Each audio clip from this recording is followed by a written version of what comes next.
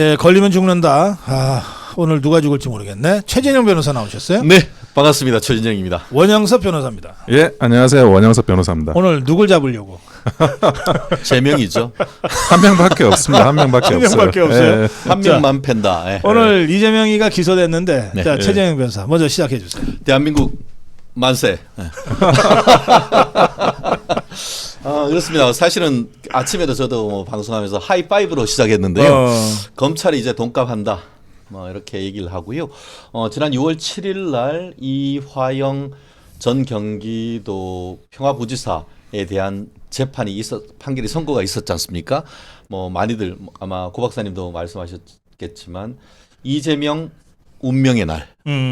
저는 조금 더 심하게 표현한다고 하면은 이재명 제1차 정치 사망 선고일 이렇게 예측을 했었었는데 그 예측이 오늘 나온 판결문을 봤더니만 그대로 맞아 떨어졌습니다. 아마 오늘 많은 분들이 익명화된 291쪽짜리 그 이화영 부지사의 판결문을 보신 분들이 많았을 것이고 그것을 바탕으로 해서 동아일보 같은 경우에도 단독 기사를 쏟아냈고 다른 기사들도 많이 냈는데요. 저는 그 생각을 했습니다. 그걸 읽어보면서 이재명에 대해서 오늘 불구속 기소를 한 공소장의 한 80% 내지 90%는 이화영에 대한 1심 판결문과 거의 데칼코마니처럼 일치할 것 같다. 그런 생각이 들었고 그 이화영의 재판은 거의 2년 가까이 1년 8개월을 끌었지만 이재명의 수원지방 1심 판결은 생각보다 빠른 시간에 나올 가능성이 높다. 왜냐하면은 이화영의 재판에서 나왔던 증인들을 사실은 더 이상 부를 필요가 없어요. 검찰에서 수사했는 것은 뭐 검수완박하면서 검찰 조사의 증거 능력을 부인해버리면 사실 쓰레기 만들어 버리는 거지만 뭐 그거 하려고 검수완박했던 거죠. 자기들 방탄하려고. 그렇지만 법정에서 판사 앞에서 선서하고 했던 증인 조서 등본 그리고 유죄로 인정된 증거 이거는 아무리 부인해도 증거 능력을 부인할 수가 없습니다. 그렇기 때문에 그래요? 이미 좀 과정에서 얘기한다고 하면은 이재명의 재판은 그 이화영의 1심에 비해서 3분의 2 이상 끝났다. 저는 그렇게 생각한다고 하면 의외로 이재명이 지금으로부터 993일 이후 대선이 다가오고 있습니다만 그때의 후보 저는 못 나온다고 단언합니다. 왜냐? 수원지방법원에서 생각보다 빠른 시간 내에 이재명에 대한 제3전의 1심 판결 선고 나올 것이라고 감히 예측해 봅니다. 네. 원영수 변호사. 저는 그 이번에 이화영 부지사에 대한 판결문을 보면서 여기에서 제일 중요한 게 왜 도대체 북한에 돈을 보냈느냐는 거예요. 그거를 굉장히 구체적으로 설치를 했습니다. 재판부가? 재판부에서 그 2018년 9월에 남북 정상회담과 관련된 특별수행단을 짜요. 문재인 정부에서. 거기서 이제 박원순 들어가고 최문순 들어갔는데 거기서 이재명 경기지사가 빠지는 거예요. 빠졌어요. 그러니까 빠지니까 이재명 경기지사 입장에서는 아니 나는 도대체 왜 빠지는 거냐 하는 문제도 있었고 지 경쟁자인 박원순이 들어갔는데 그래서 사실은 민주당에서는 다음 주자로 문재인 대통령이 그 박원순을 찍었다. 이런 이야기가 또 돌기 시작한 거예요. 그러니까 이재명 지사 입장에서는 이게 그 발등에 불이 떨어진 거예요. 그 발등에 불이 떨어져 가지고 어떻게든 다시 자기가 북한을 방북해야 되겠다라는 그런 플랜을 가동을 한 겁니다. 근데 이제 방북이라는 게 굉장히 중요한 부분이 지사가 어떤 북한을 방북한다 이런 것들은 사실은 대북 관계를 한다는 것 자체가 대통령의 업무잖아요. 대선을 나가야 되는 입장에서는 대통령의 업무, 외교, 뭐 남북 관계 이런 것들을 자기가 이제 한번 해본다는 거는 대권 주자로서 발돋움할 수 있는 기회였는데 그 기회를 이제 박원순한테만 준 거예요. 그래서 그거는 나는 이거는 인정 못하고 나도 따로 해보겠다라고 한 게 바로 이번 대북 송금이거든요. 그게 판결문에 나와 있습니다. 그러니까 배경이 그러니까 북한 저것들이 그런 거를 잘 알잖아요. 예. 그래가지고 이재명이한테 야 너한테는 의전을 더 잘해줄게. 그러니까 돈 좀 더 내라. 막 이렇게 해서 막 이걸 돈을 갈취하더라고 보니까. 그러니까 그 이재명 대표가 얼마나 마음이 급했는지 그 황해도 스마트팜 있지 않습니까? 예. 황해도 스마트팜은 대북 제재 때문에 어떤 지원이 불가능한 상태였습니다. 그러니까 만원 해놓고 부도를 내버린 거예요. 아하. 그러니까 그 뒤치다거리를 이제 쌍방울에 김성태가 하는 거고, 그리고 그 당시 뭐 김성태 뭐 진술에 따르면 보니 이재명이 대통령 될 줄 알았다고. 그러니까 이제 풀베팅을 들어가는 거죠. 아니, 그렇겠지. 대통령 될 줄 알았으니까 풀베팅했겠지. 아니 그러니까 이 판결문에 이미 800만 불의 그 자금이 북한으로 간 이유가 다 설치가 돼 있어요. 그 모든 것들이 화살표가 이재명을 향하고 있습니다. 그러면 이재명이가 그 김성태의 예상과 기대대로 대통령이 됐으면 그러면 김성태는 통일부 장관 하고 있나? 뭐 적어도 통일부 장관 이상 뭐 비서실장 같은 거 하고 있지 않을까요? 김성태는 통일부 장관이라기보다는 현대 창업주 정주영을 꿈꿨죠. 그런 내용이 사실은 어떻게 보면은 그 판결문에 어느 정도 나와 있거든요. 실제 지금 얘기하셨던 왜 그 1심 우리 신진우 부장이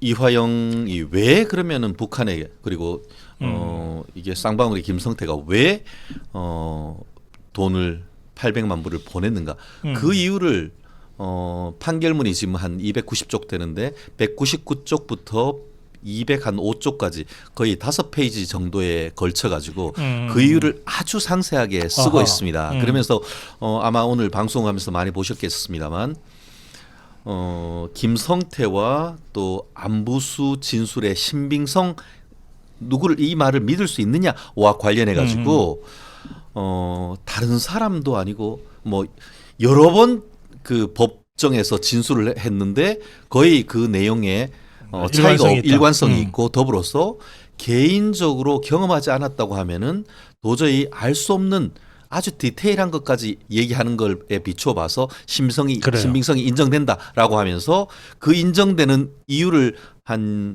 합해서 한 15가지 이상 아주 상세하게 하나하나 써놓습니다. 그렇게 한 이유가 뭐냐 하면은 검찰은 왜 김성태가 지 생돈 무슨 자기들이 현대 삼성입니까?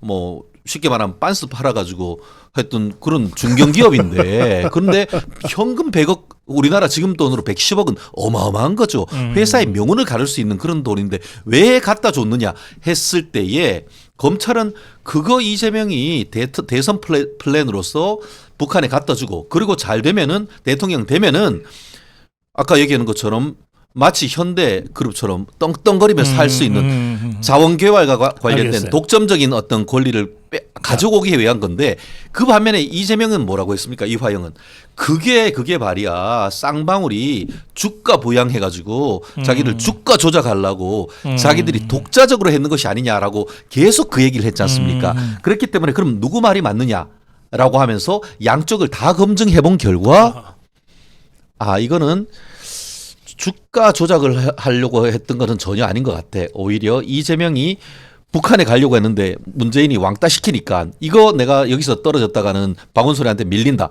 야 이화영이 당신 평화부지사로 해서 북한 바로 갔다 와. 실제로 어땠어요? 2018년 6월에 당선이 돼가지고 8월에 문재인이 북한에 갔단 말이에요. 자기 왕따 시키고 최문순이하고 박원순이 그러니까 바로 다음 달 9월 달에 이광재 전 강원지사하고 둘이서 그 이화영이가 북한에 갔다 와요. 그러고 나서 이 사단이 벌어진 거잖아요. 그렇다는 점에서 알겠어요. 이것이 근데 그 말씀드린 것처럼 그 쌍방울의 주가 조작을 위한 것이라기보다는 오히려 이재명의 대권 플랜 하에서 윈윈하기 위한 그런 전략 속에서 뭐 돈 못 보내니까 쌍방울 돈 보내게 됐던 그 얘기인 거죠. 이게 이제 이재명이가 기소가 돼서 재판받아서 유죄가 되면 양형은 어떻게 될까요? 제가 이거 정말 정확하게 제가 맞췄는데요. 이화영에 대해서 우리 저한테 전화 왔더라고요. 우리 서정욱 변호사가 몇 년 형을 예측하냐. 저는 최소 10년, 유죄가 다 인정된다면 12년 정도를 예측했습니다. 근데 9년 6월이기 때문에 사실은 제가 거의 정확하게 맞췄고 다른 분들 7년, 5년 했는데 저는 제가 대법원 양형위원회에서 전문위원으로 한 6년 정도 양형, 이게 뇌물, 뭐 선거법, 배임 횡령까지 다 제가 실무적으로 만드는 데 관여를 했고 제가 여전히 제가 그 실무를 뛰고 있기 때문에 제 실무적 감각으로서는 그것 못해도 종범 지금 어떻게 보면 공범 이화영이가 10년이면은 이재명은 이런 식으로 자백하고 죽을 죄를 졌습니다 하는 것이 아니고 똑같이 이런 식으로 간다고 하면은 제가 봤을 때 미니멈 10년입니다. 구형은 아마 15년 이상 할 것이고 그러니까 실질적인 형이 10년 내지 15년 사이에 정해질 가능성 좀 높다고 봅니다. 예. 저도 뭐 15년 이상 나올 것 같습니다. 지금 이제 지금 이화영 재판이 고등으로 가잖아요. 2심으로 가는데 이화영이 지금과 같은 기조를 유지할 거냐 저는 그렇게 생각 안 해요. 무슨 말이냐?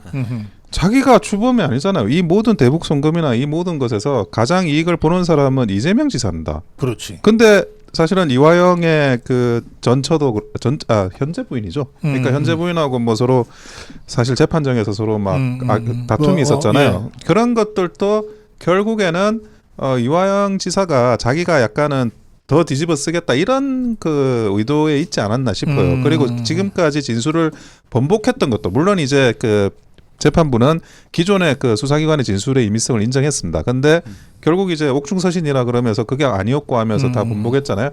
그러면 그거 자체도 제 생각에는 이재명 그 대표를 보호해 주려고 했던 것 같아요. 근데 지금 와가지고 이걸 보호할 수 있냐는 거예요. 2심 가서. 2심 가서는 제가 볼 때는 결코 보호할 생각이 없어질 수 있다. 그러면 이제 이재명 대표 쪽으로 죄를 미는 거죠. 그거는 나 혼자 다 이거 독박 쓰고 갈 수가 없다. 그 만약에 신경의 변화를 2심에서 일으킨다면 예. 변호사들부터 바꿔야 되겠네. 사실은 그 저기 페북에 쌍시업 비업이라는 그런 걸 올리는 변호사가 야 저런 변호사를 믿고 어떻게 그 그렇죠. 1심을 진행했을까? 그거 있을 수가 없거든요. 지금 이제 법원의 기류가 다 바뀌고 있습니다. 지금 이화영 재판도 마찬가지지만 네. 사실은 그 내용에 있어가지고 판결문의 이유 부분 그 부분이 아까도 동기 부분을 이야기했듯이 그게 지금 이재명 대표를 향하고 있어요. 그리고 뭐 검찰도 기소를 했고, 근데 이런 거 저런 거 뭐 이게 무슨 그 탄압이니 어쩌네 하면서 입법을 하네 어쩌네 하지만 사실은 그 입법을 하겠다고 하는 그런 내용들이 이재명 대표한테는 굉장히 일종의 양형이나 그 심증의 문제 있어가지고 이제 법원에서는 마이너스가 될 수가 있어요. 더 강하게 처벌할 수 있는 그 판사들이 그런 생각을 하게 될 수가 있거든요. 판사들이 겁먹고 위축해서 풀어주기보다는 이젠 그런 게 없는 거죠. 이것들 봐라 이럴 수가 있다. 저는 법원이 이제는 기류가 좀 바뀌었다고 생각을 하고 있습니다. 그래서 지금처럼 이재명 대표가 만약에 이런 식으로 뭐 그전에 뭐 총선 전에는 재판도 안 나오고 미루고 뭐 말도 안 하고 불출석하고 뭐 그런 식으로 했지만 제가 볼 때는 지금 이 1심에서 일어난 그 이화영 부지사의 판결문을 본다 그러면 엄청 긴장하고 오히려 자기가 민주당한테 야 너희들 그렇게 심하게 하면 나 정말 그 강한 처벌 받을 수 있어 이런 그 어떤 암시를 주지 않을까 하는 생각이 들어요. 그러니까 저 이화영 재판 결과가 전해진 그 순간 대장동 재판 받고 있었잖아요. 그렇죠. 예. 근데 그때 그 이재명의 표정이나 예. 또는 나와서 그냥 한마디도 안 하고 뭐 거의 뛰다시피 해서 차 타고 간 거나 뭐 이런 게 평소에 이재명과 좀 달랐다 이런 얘기들 많이 하던데. 아마 속으로 생각했죠. 이제 명이 다하였구나. 아마 그런 생각을 했지 않을까 싶은데요. 예. 한동훈 뭐 전 비대위원장도 썼지 않습니까? 지가 제일 잘한다고. 지가 이 틀에서 벗어나기 힘들 거란 것을 직감했을 거다라는 생각을 저 또한 하거든요. 그게 실무가의 감입니다. 한동훈 비대위원장 뭐 조선 제1의 검이라고 그 많은 범털들 다 잡아넣었는데 그 사람들하고 얘기하면서 느꼈던 느낌을 이재명에게라도 못 느꼈겠습니까? 그런 생각을 하고 아까 얘기했던 게 뭐냐? 한마디로 이화영이 제2의 유동규가 될 것인가? 그거 아닙니까? 사실 1시간 반 가까이 그 1심 판결 선고하는 과정에서 이화영은 눈을 지그시 감았고 뒤에 당신 정신 차려 했던 부인은 손을 파르르 떨었다는 것 아니겠습니까?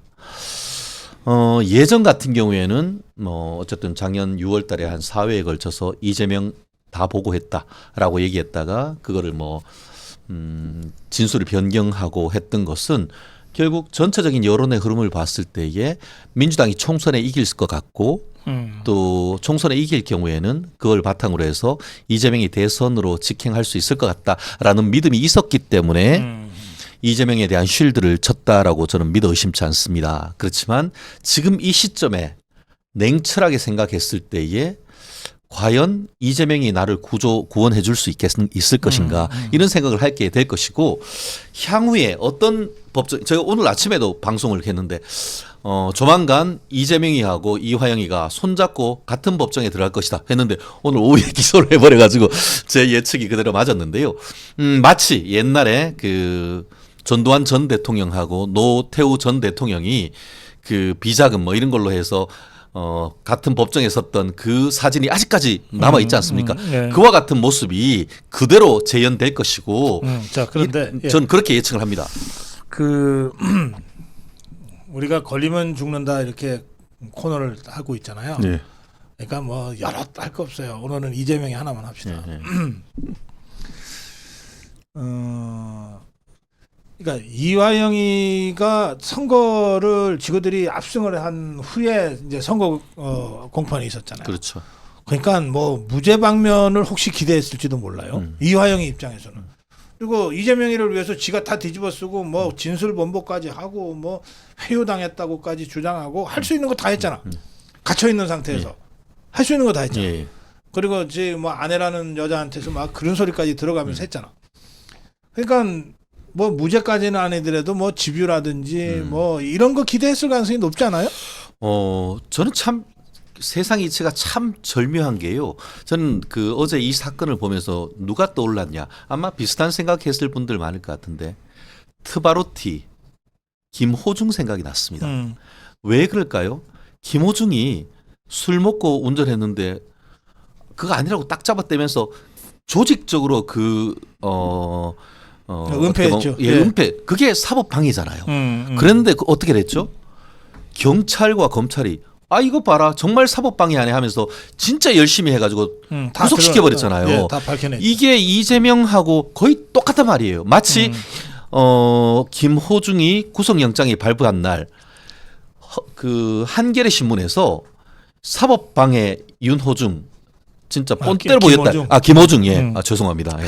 김호중 이게 진짜 정의구현했다라는 취지의 사설을 썼습니다. 저는 그걸 보면서 김호중을 이재명으로 바꾸면은 이건 싱크로율 100%더라고요. 그래요. 예. 근데 마치 그런 것처럼 좀 전에 우리 그 변호사님도 얘기했지만 전체적인 흐름이 이제 전체적인 사법부의 흐름이 이런 사법 방해 행위에 대해서 아주 엄벌로 간다는 거다. 그런 흐름에서 첫 판결이 바로 이거기 때문에 예. 향후에 이재명에도 그런 흐름으로 가지 않을까 싶습니다. 근데 이제 그 지금 이화영 부지사의 판결문의 핵심은 뇌물죄거든요. 예. 뇌물죄가 이제 그 300만 불의 이화영에 대해서는 뇌물죄. 뇌물죄인데 근데 뇌물죄는 보통 그 사람의 입으로 좌우가 돼요. 증거관계가 말로 그 사람이 무슨 말을 했느냐 무슨 말을 안 했느냐 그러면 이게 어떤 일이 일어나냐면 예를 들어 진술을 번복했다든지 아니면 뭐 그게 일관되지 않았다든지 아니 그 쌍방울의 김성태가 무슨 말을 했든지 간에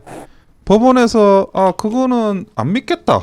신빙성이 낮다. 그냥 이래버리면 끝나는 거예요. 아하. 그러니까 이게 무슨 뭐 물적인 증거라는 게 뇌물죄라는 게 있을 수가 없잖아요. 사람의 말로 내가 그렇게 해서 준 거야라는 그 말이 있어야 되는데 그 말의 신빙성을 그냥 훅 하고 법원에서 날려버리면 그러면 증거가 없는 거예요.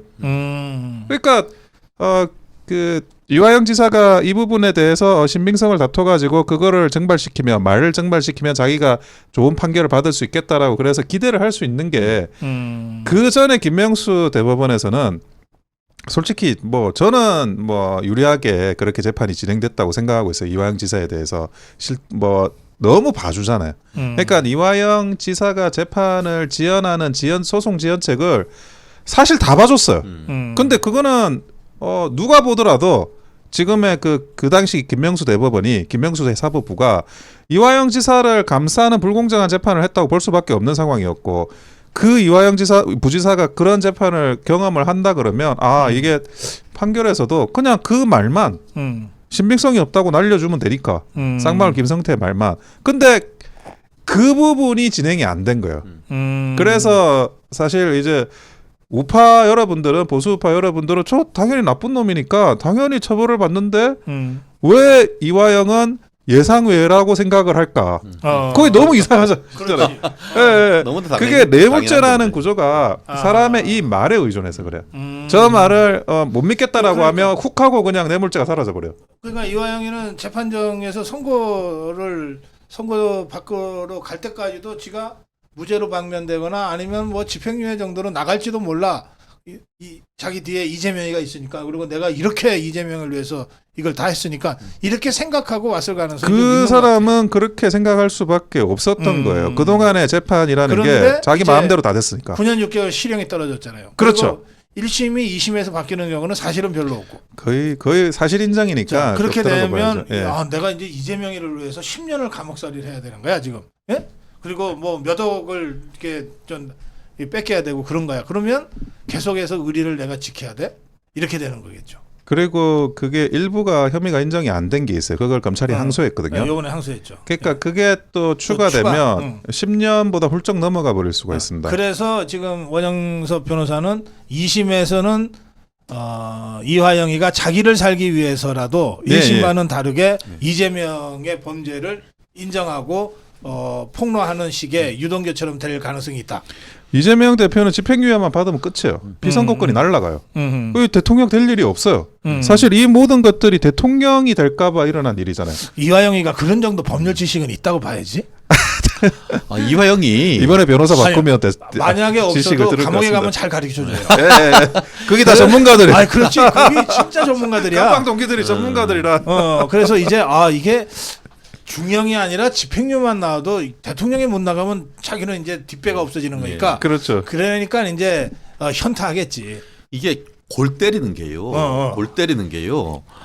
이게 9년 6개월 나왔잖아요. 네. 그런데 오늘 또 이재명이하고 공범으로 또 기소된 거예요.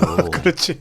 오늘 바로 추가됐지. 네, 옛날에는 지가 쌍방울한테 카드 쓰고 카니발 등 차 3대인가 그런 것 같더라고요. 차 3대를 쓴 것 같은데 그 쌍방울 법인 카드로 해가지고 그걸로 해서 3억 얼마 뇌물 받은 거 그걸로 그 이화영이 뇌물은 그 뇌물이에요. 그런데 이번에 제3자 뇌물로 하면서는 이화영이하고 이재명이가 공범으로 또 기소된 거예요.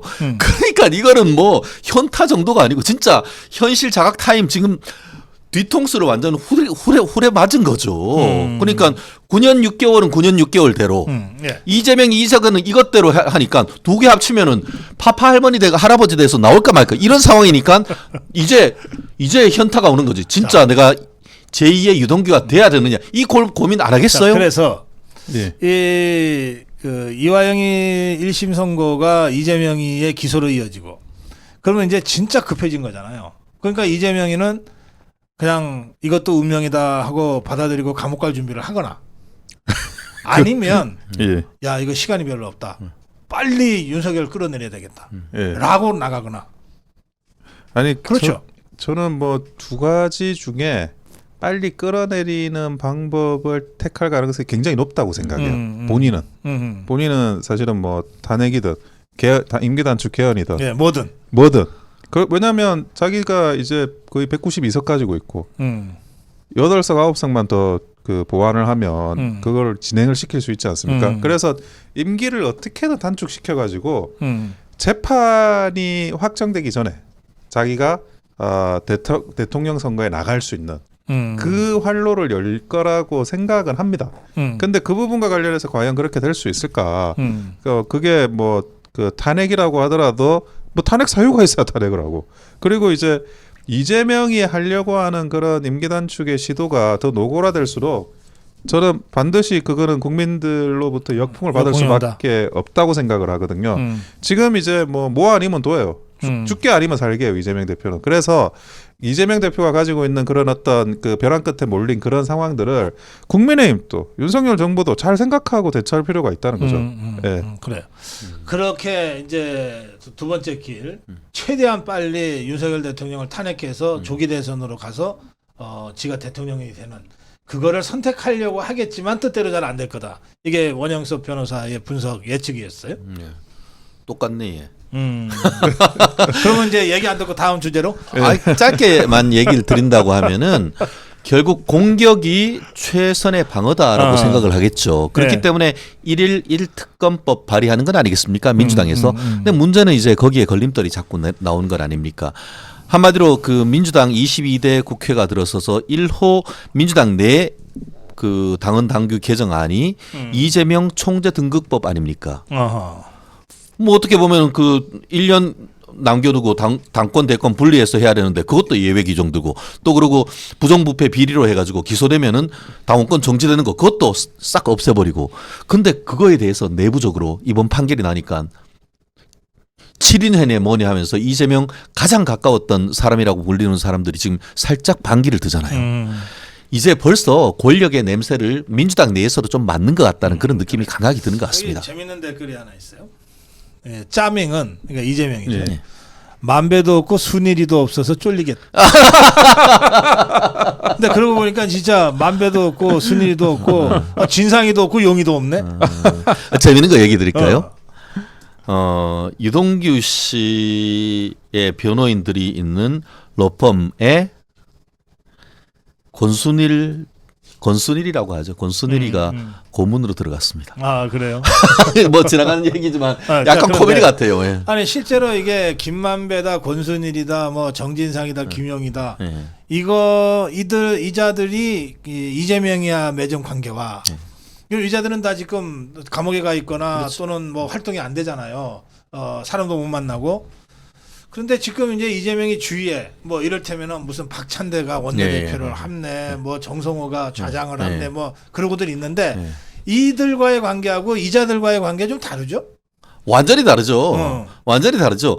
뭐 사실 말씀하신 것처럼 내 측근이라고 하면은 정진상이하고 김용희 정도는 돼야지라고 했고 실제로 거기 같은 경우에는 이재명이 성남시장 할 때부터 거의 생사고락을 같이 했지 않습니까? 그러면서 정진상이 같은 경우에는 유동규 씨하고 같이 모인 자리에서 도원 결의해가지고 우리 대통령 만들어보자라고 했고 그러면서 팔다리는 죽어도 머리는 죽으면 안 된다라고 매일 그랬다는 거 아닙니까? 유동규한테. 수령론이에요, 그게. 그게 수령론, V론 아닙니까, 그게. 수령론이에요. 그래서 V만 살아 있으면은 어떻게든 우리가 산다. 그게 바로 지금 전에 통진당 이석기하고 똑같은 거예요, 이게. 그게 결국 경기 동부연합에서 나오는 것이고 그게 정진상이하고 연결되는 것은 섬뜩할 정도로 데칼코마니 같단 말이에요. 그런데 지금 얘기한 것처럼 뭐 사부연수원 동기였던 지금 그 우리 오선의 정성호 정성호 의원이라든가 다른 사람들 같은 경우에는 결이 상당히 다르죠. 그렇기 때문에 그러면 지금 저 이재명이 굉장히 외롭겠네. 외롭죠. 외롭죠. 저는 이런 부분을 다 깨놓고 정말 의논할 만한 상대가 지금 하나도 없다는 거 아니야. 김혜경이랑 그런 거 의논할까? 손잡고 달달 떨겠죠. 아니, 저는 이런 부분을 또 생각하는데 그러니까 민주당 내에서 이재명이 사라질 때 다른 대선 후보로 내세울 수 있는 사람이 누굴까? 여기에 대해서 만약 조금이라도 그 대체제가 있다 그러면 바로 버릴 거예요. 그렇죠. 근데 바로 버릴 건데 그 대체제가 사실은 또 그것도 뚜렷하지 않아요. 그런데 김경수 같은 경우에는 아직 복권이 안 돼 있죠. 조국 같은 경우에는 그 당 밖에 그 조국 조국이는 이재명이보다 먼저 들어가겠지. 그렇죠. 그렇죠. 지금 같은 분위기면 이강인이 한 골 넣더라고. 아니 그러니까 이재명 대표가 기대는 거는 민주당 내 나를 대체할 수 있는 대선에 나갈 수 있는 주자가 있는 거냐. 이거를 굉장히 적극적으로 어필할 가능성이 있습니다. 그래서 만약에 어떤 싹이 보인다 대선 주자에 조금이라도 이제 그 대선 주자 비스무리한 야심을 드러내는 사람이 있으면 죽이려고 할 거예요. 그래서 지금 또 사실 큰 구치라고 할 만한 그런 친구들을 총선에 많이 죽였잖아요. 그렇게 이제 계속 그 지금 현재 이후의 전국도 그렇게 운영할 가능성이 높고 그런데 그런 것들이 결국에는 이제 그 민주당 내부를 약간 황폐화시키는 그런 작용이 알겠습니다. 될 수가 있는 거죠. 자, 예, 걸리면 죽는다. 네네. 예. 오늘 이재명을 다뤘습니다. 마무리할게요. 아니 먹고 힘내서 또 해야 되는 거 아니에요 이거? 예. 저희도 하나 주시는 거죠. 이게 저 100년짜리 산삼은 예. DNA 지문 인식 방법으로 해서 예. 99% 예, 이 비슷하게 만들어낸 예, 인공 배양한 거예요. 아. 그러니까 99년 산삼이다 생각하시면 돼요. 오. 그리고 양이 꽤 돼요. 예. 보통 스틱은 이게 10ml인데 이거는 20ml. 20mg. 드세요. 1103. 1100. 제가 예. 밤에는 아침에 제가 물에 타서 2배로 먹겠습니다. 밤에 먹으면 안 아 이게 뭐 살 빼는 게 너무 힘들어요. 아 이게 8시 이후에 이게 먹는 거는 비상이다 생각하고 이 대신에 아침에 먹으면 산삼이다 생각하고 먹겠습니다. 아유. 그러세요. 네. 40 넘어서 살 빼는 건 거의 불가능에 가깝습니다. 저 지금 벌써 한 4kg 빼고 있어요. 대단하시네. 예, 마무리 한 말씀씩 듣겠습니다. 아니 이번에 그 이화영 부지사의 판결이나 이재명 대표의 기소는 드디어 사법부와 검찰이 제대로 일을 하고 있다라는 저는 신호라고 생각을 하고 있습니다. 이 신호가 아주 지속적으로 돼서 뭐 정말 유권무죄, 무권유죄가 되는 이런 대한민국이 더 이상 있으면 안 된다. 그런 생각을 계속 하고 있습니다. 한번 지켜보시죠. 예. 네. 죽어야 산다. 이화영이 살 길은 이화영이 제2의 유동규가 되는 것밖에 없다고 생각을 합니다. 그게 대한민국 역사 앞에 어떻게 보면 평생 그 이름을 다시 살릴 수 있는 길이고 또 대한민국 역사를 바르게 하는 것이라 생각을 하고 아마 쉽진 않겠지만 아마 굉장히 깊이 고민을 할 겁니다.